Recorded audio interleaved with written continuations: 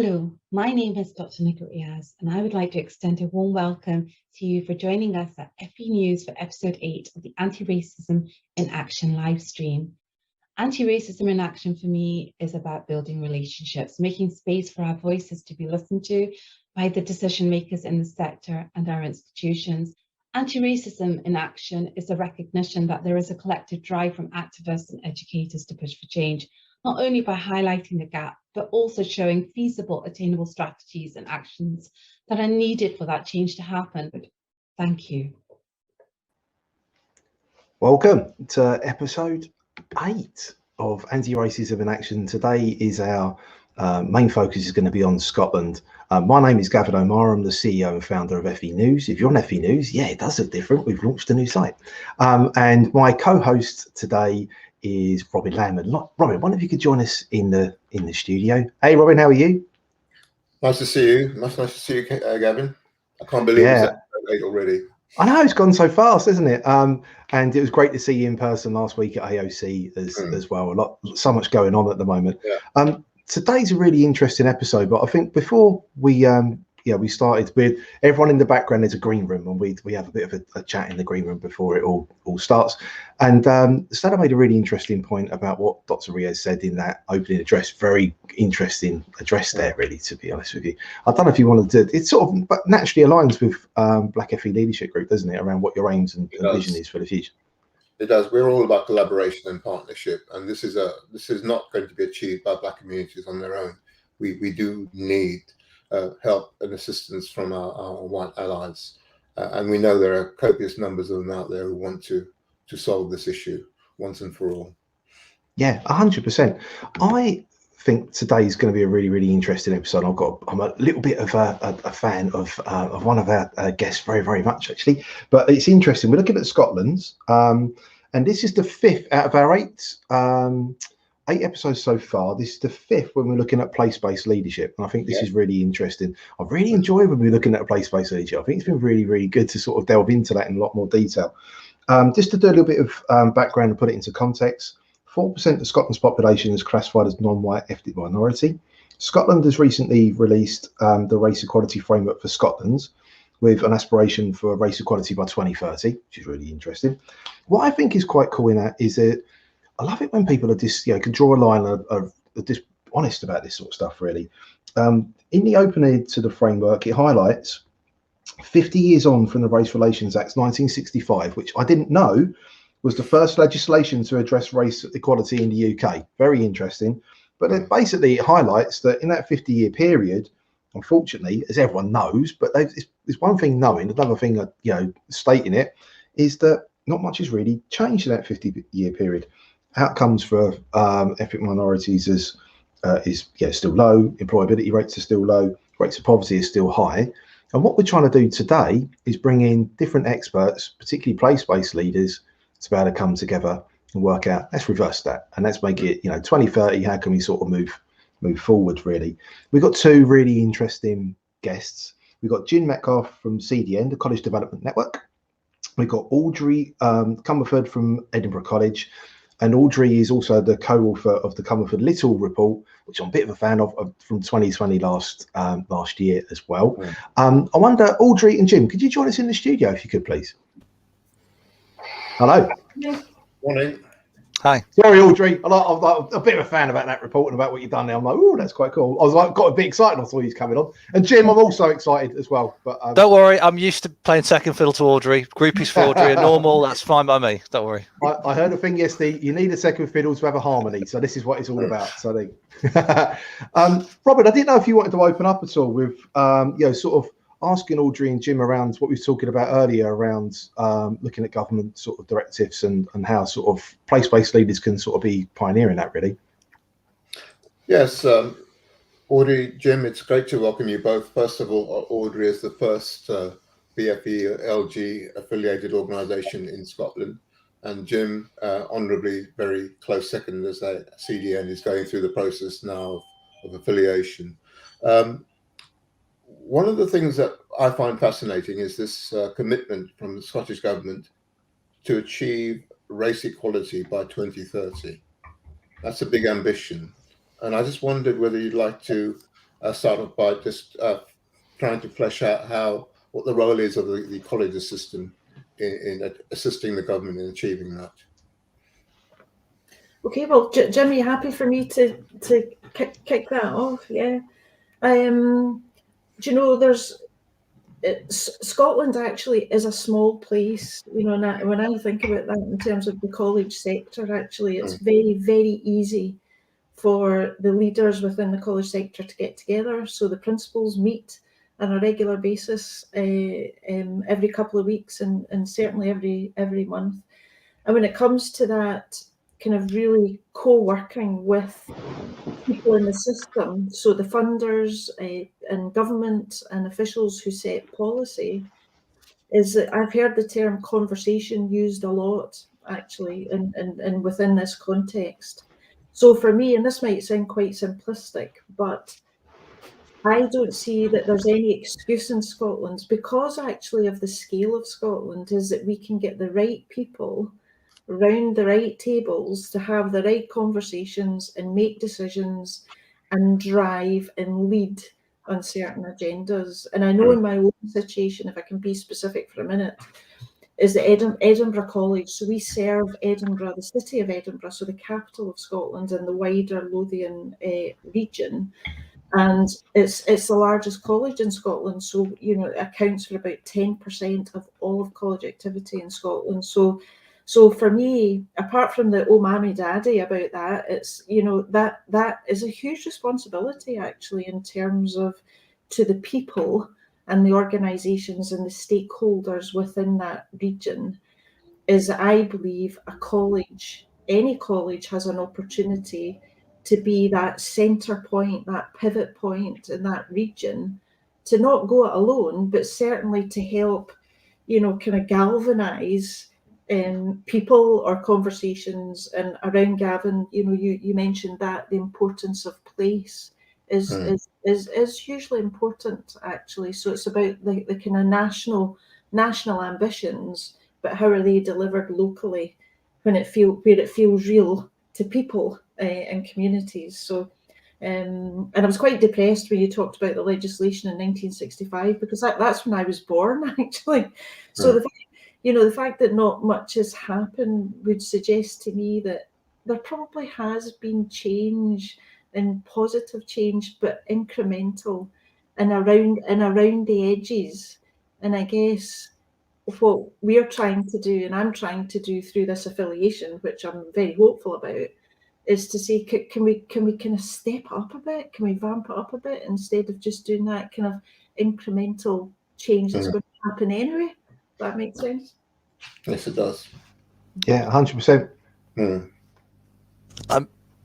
I don't know if there's much I could possibly add to that, because it's such a good recitation. And I think Audrey's right. The strategic advantage of Scotland is always going to be, compared to some other systems, there's a scale. So if leaders can be brought together, and that's obviously part of what my organisation helps to do, because it's a networked organisation, leaders can be drawn together in rooms, in virtual rooms of reasonable size, and can quite quickly get behind things. So we're not unused. You know, there's a terror about a plan that says we've got to do something that is absolute by 2030. Of course there is, but also we're not unused in the Scottish system sometimes to reforms that require in less than 10 years quite significant changes. And a good example of that at the moment would be, you know, Scotland's colleges work towards net zero, where really in a bit less than a decade, some quite significant and impactful changes have been made in that sector. So there is that. The other reason why I think the college sector is going to be quite important in this is for colleagues that perhaps are outside the Scottish system might not know.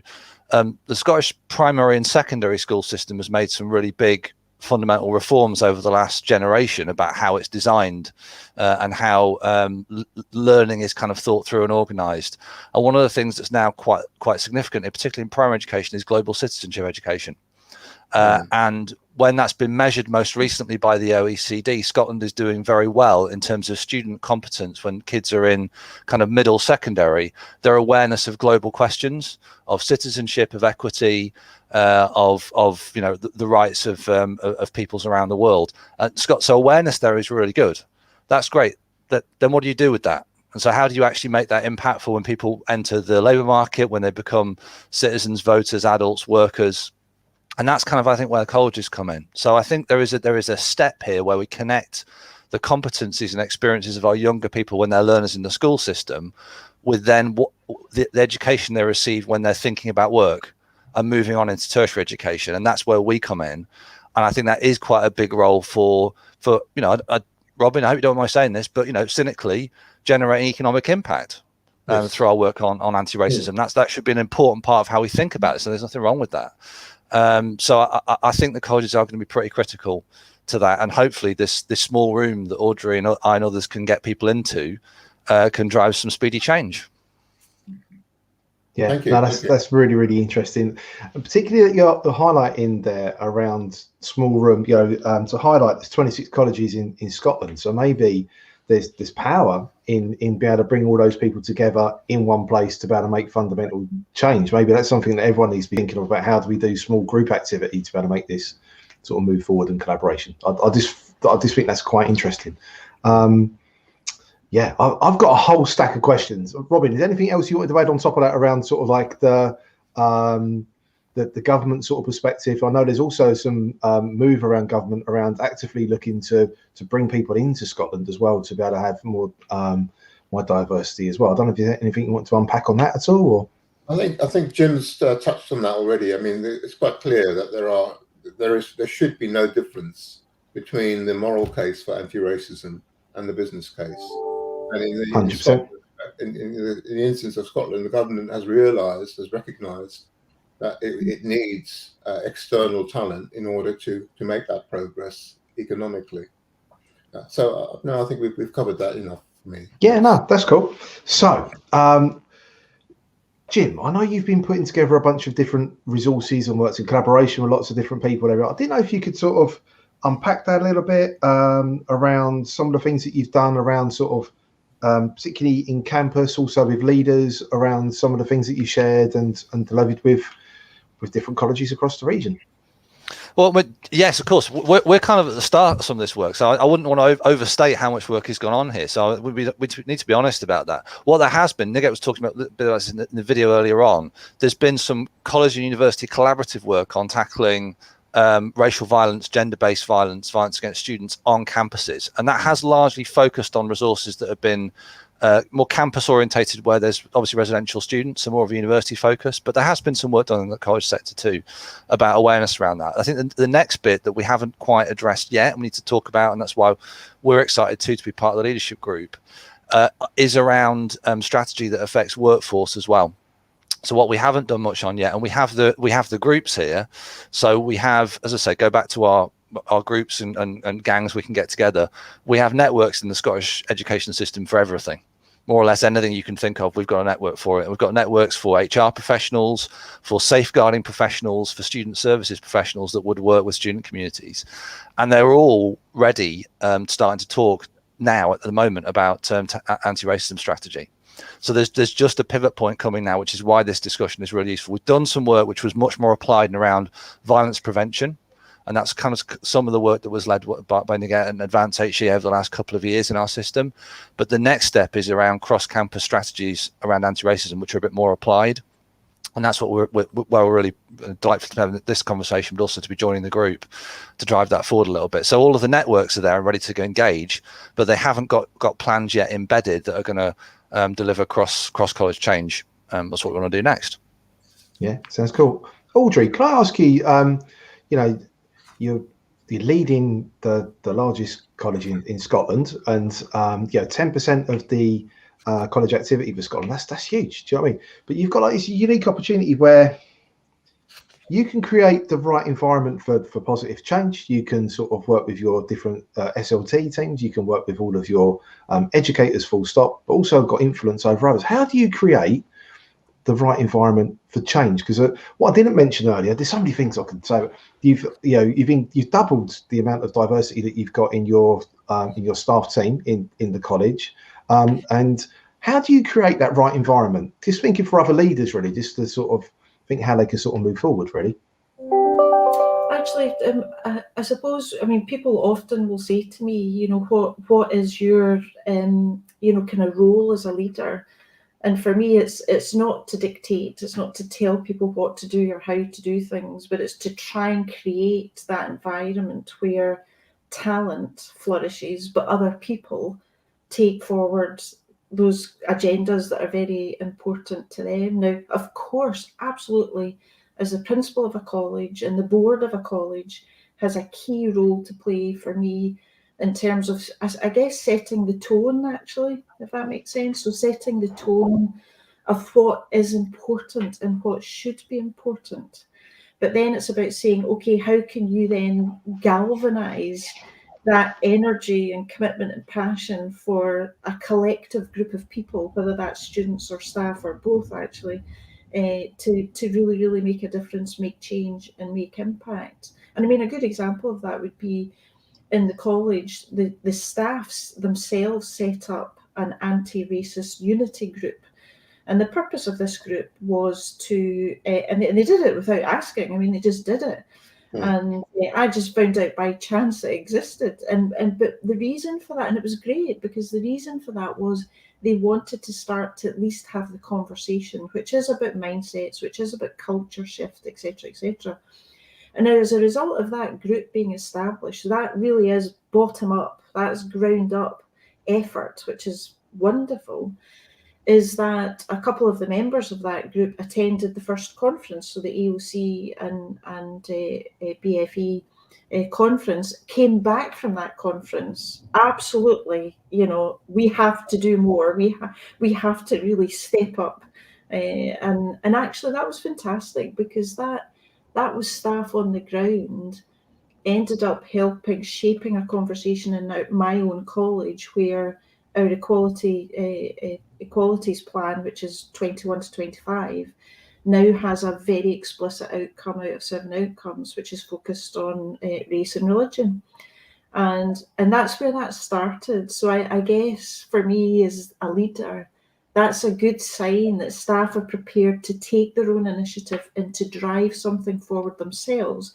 But then coming back to me as a leader, I then have a responsibility not just to let that kind of be an initiative siloed type thing that's happening, is to bring it up and take a much more kind of strategic approach. And for me, that's where my hopes for this affiliation, no pressure folks, but my hopes for this affiliation is that this creates that, I call it the scaffolding around us in the college, that we can then use to build and really build on what is a solid foundation, but a small foundation, and take this forward. Just yeah. Sorry, can I come back? Sorry, Sharon.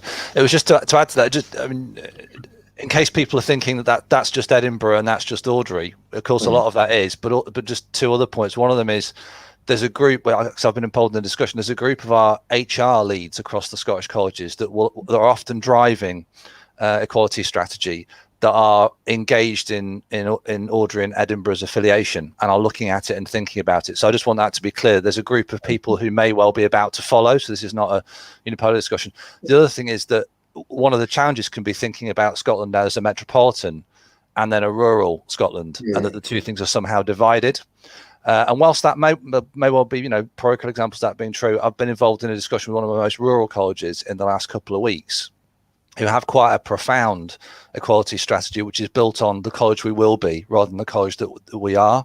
So the BFELG helping us to understand the population and the community that we're going to be in 20 and 30 years is a really important part of unlocking college strategies today, because it'd be very easy to look at parts of rural Scotland and say, well, where do we start? What's the problem here? We haven't got a black community that we can that's in college and that is present and that we can work with, and that's not the right way to approach the discussion. And there are people already having that quite profound discussion, and it involves effort and it requires a lot of forethought, but that forward look is going to be a really important part that hopefully the group can help us with in the sector.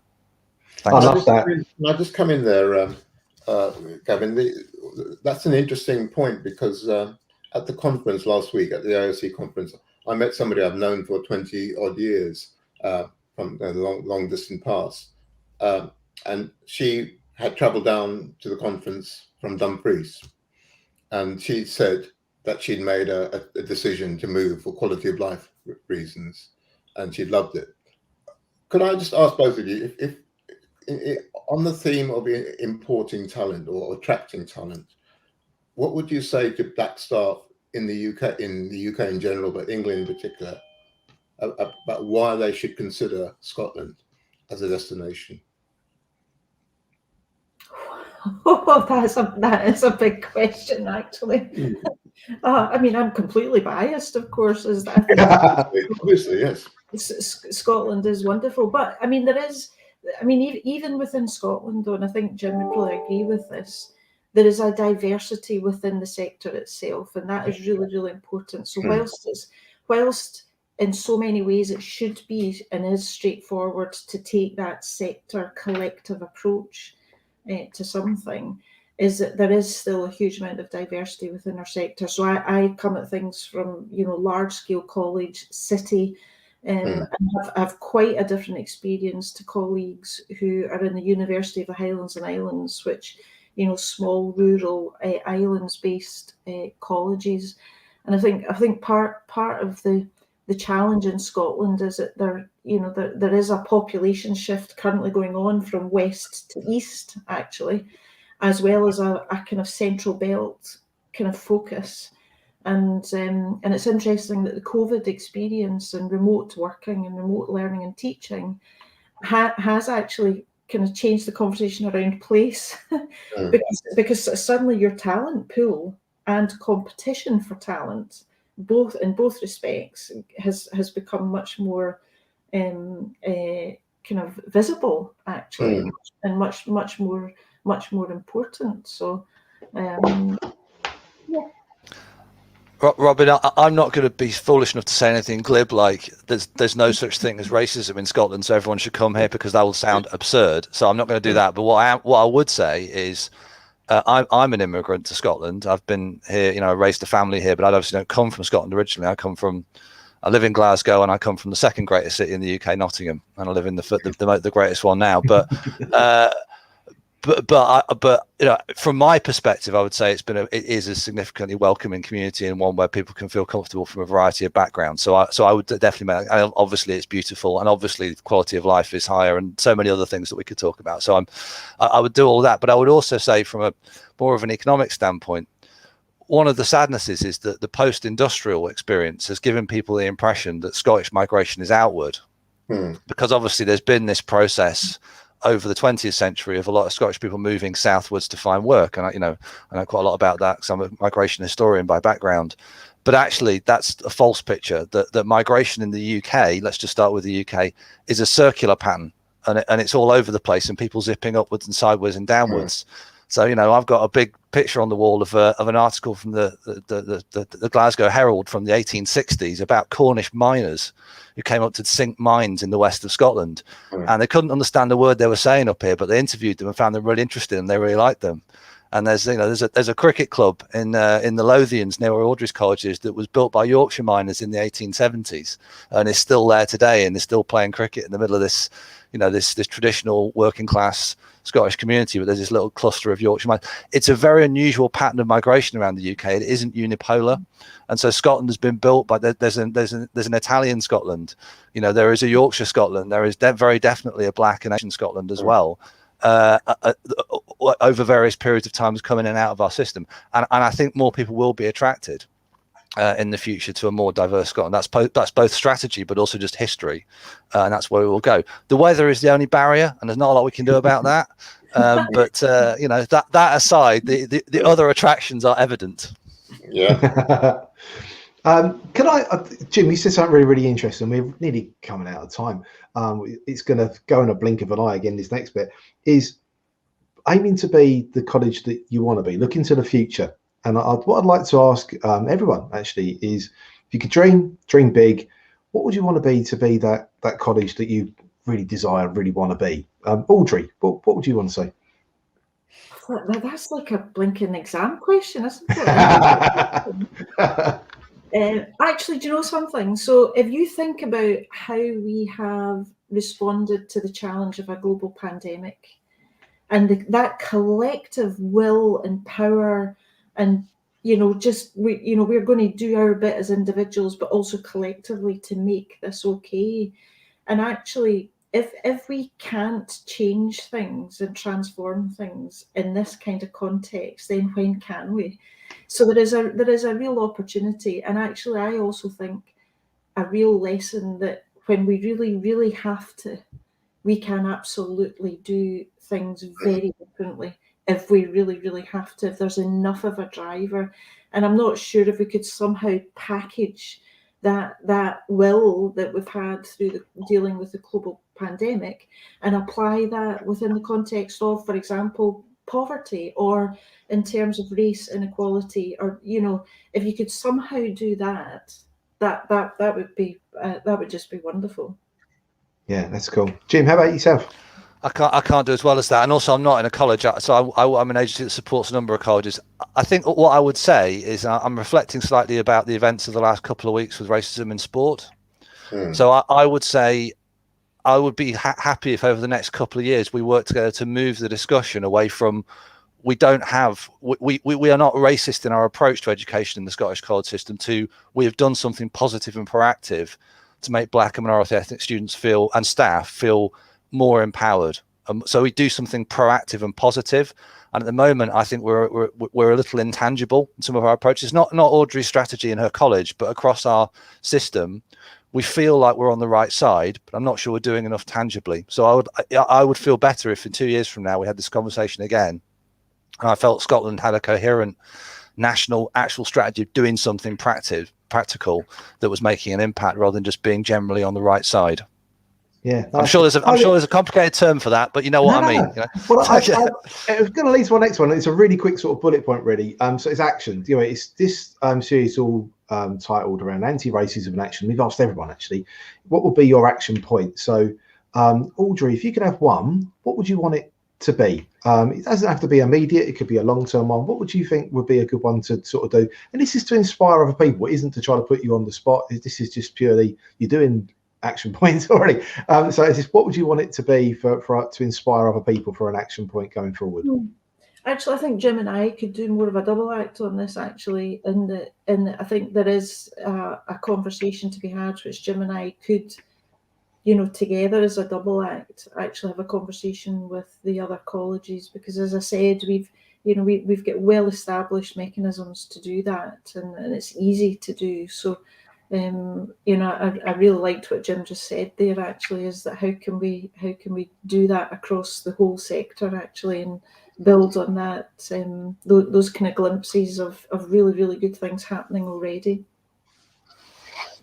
Yeah, that sounds cool. Robin, what would you want to see as an action point, being inspired by what we've heard today around our colleagues in Scotland?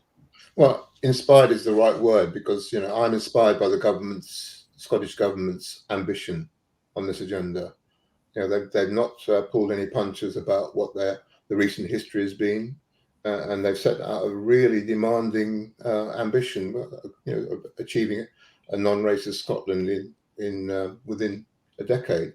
So I'm excited and inspired by it, and I'm also excited to be working with colleagues like Jim and Audrey, because this is about culture change, isn't it? This is the whole thing. Will it be only achievable if there is a culture shift and people stop being ambivalent about racism? Somebody said at a conference, one of the recruitment companies that we're working with in England said, it's not enough to be non-racist. You have to be anti-racist. And for the PFELG, anti-racism is a verb. You know, so that's why I'm excited. Yeah, that's cool. Stella will have a fit if I don't answer this one as well. So for me, what I've been inspired about is small group. Actually, I think it's a really, really strong point around us all working. Audrey, 100% agree. It's got to be collective. Collective is the only way we can sort of drive this forward. But why can't we across the UK have more small groups? Why can't it be across border as well? So why can't it be, you know, people in Wales dealing with people in Scotland? Why can't it be people in England dealing with Wales or Scotland or wherever? Why can't we do this? And I think that's probably the power in moving this forward, is collective and sharing different ideas and strategies on the way forward. I've been really inspired by today, and I just want to say thank you so much, Audrey and Jim, for joining us. Really stirred a load of really cool stuff there, so thank you. Thank you. this is a total co-produced live stream.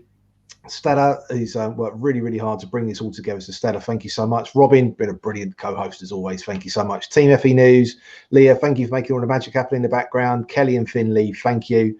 And we'll see you next week for the grand finale, episode 9 of Anti-Racism in Action with the Black FE Leadership Group. It's going to be 9:30, 29th of November. See you really, really soon. See you next week. Bye, folks.